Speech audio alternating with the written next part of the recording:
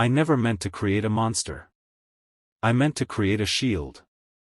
When my father left, the house grew quiet in a way that felt predatory. Silence stalked the rooms, waiting for the right moment to pounce.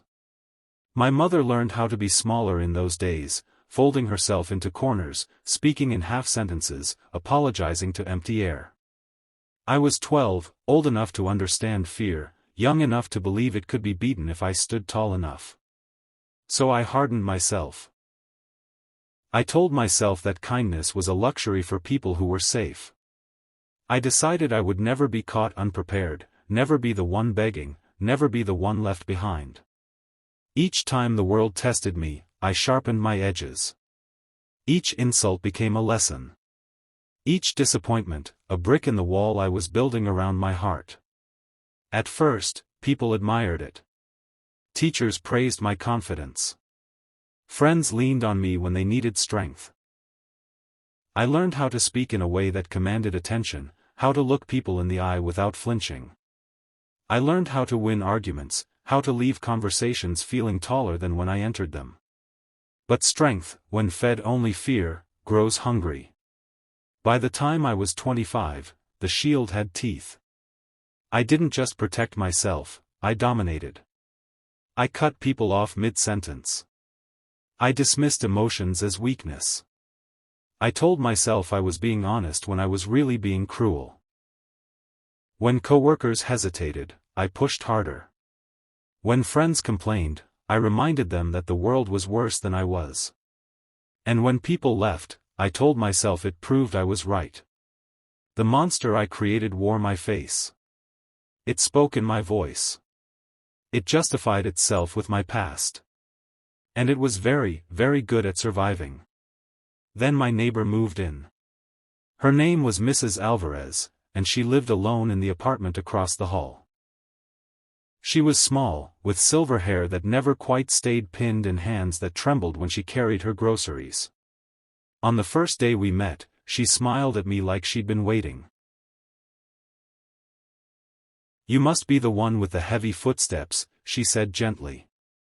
I almost corrected her, almost bristled at the comment, but something about her tone disarmed me. It wasn't judgment. It was observation, wrapped in warmth. Over the next few weeks, she found reasons to talk to me. She offered extra soup she'd made. She asked for help changing a light bulb that clearly didn't need changing. She listened more than she spoke, and when she did speak, her words moved slowly, as if she was placing them carefully between us. I didn't know why I tolerated it. The monster didn't like interruptions. But Mrs. Alvarez never challenged me, never tried to fix me. She simply existed near me, calmly, kindly, like a quiet defiance of everything I believed. One evening, I came home furious. A project at work had gone wrong, and I'd lashed out at a junior colleague in front of everyone. I told myself they deserved it. I told myself it was leadership. In the hallway, Mrs. Alvarez was sitting on the floor, her grocery bag tipped over, oranges rolling toward my feet. Without thinking, I kicked one back toward her. She looked up, startled, then smiled anyway.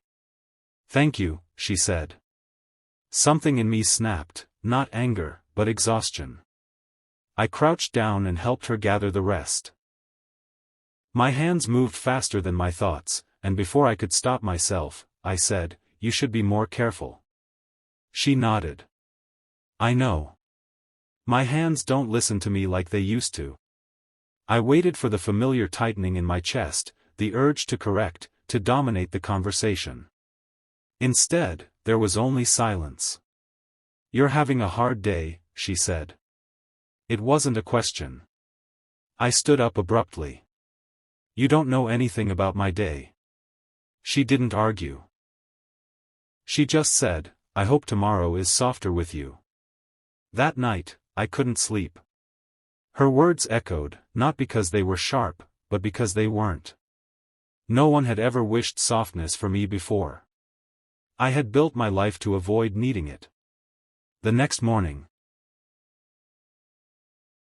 I received an email. The junior colleague I'd humiliated was transferring to another department. No complaint. No accusation. Just a quiet departure. I stared at the screen, waiting for the usual justification to rise. It didn't.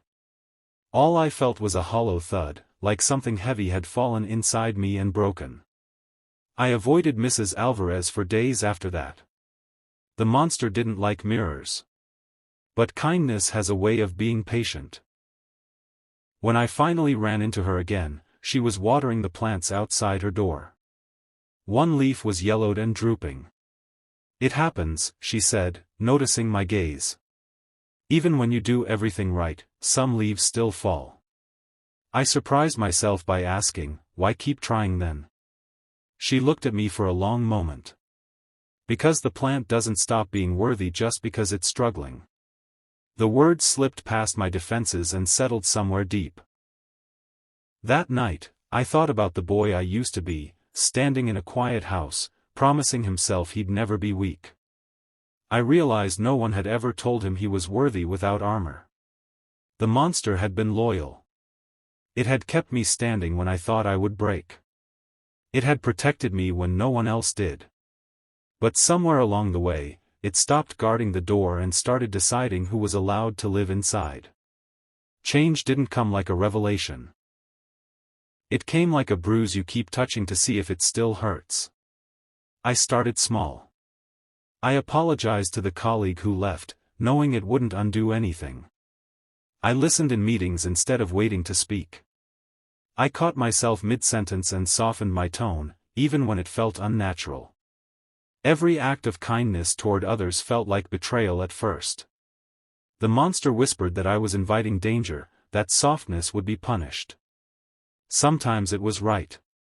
Not everyone deserves gentleness. But some people do, and I had been treating them all the same. Mrs. Alvarez grew weaker that winter. I began checking on her, bringing groceries, fixing small things.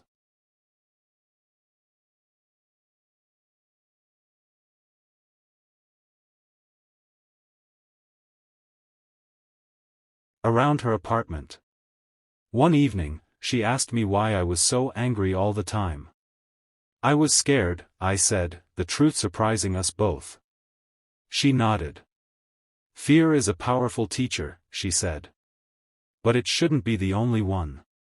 When she passed away in her sleep, her apartment felt emptier than my own ever had. At the memorial, her niece hugged me and said her aunt talked about me often. "She said you had a good heart," she said. "Just buried under a lot of armor." I went home and sat on the floor, the same place where oranges had once rolled toward my feet, and I cried. Not quietly. Not neatly. The monster didn't know what to do with grief that wasn't weaponized. I didn't destroy it. I couldn't. It was made from my history, my survival, my love for a frightened child who needed protection. But I learned how to leash it.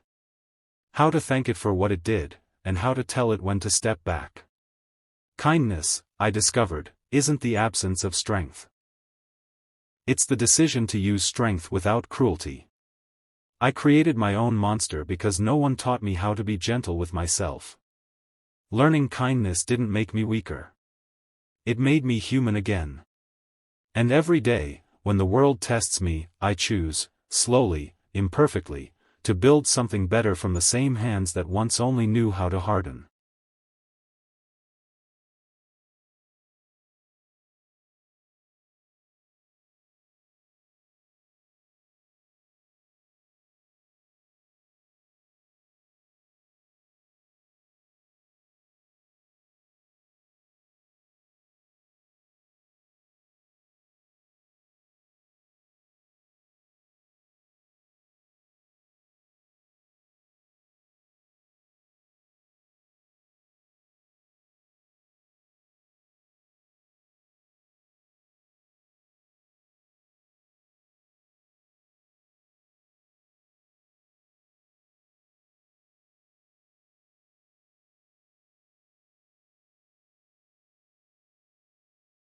If I were to see my corpse again someday, I hoped it would look different. Not peaceful because it had escaped a lonely life, but peaceful because it had lived fully, given freely, and loved without keeping score. The rain continued to fall, washing the bridge clean. I walked home, not as a ghost haunting his own existence, but as a man aware that every day offered a simple, radical choice. To remain the corpse on the pavement. Or to be the hand that reaches out in the rain.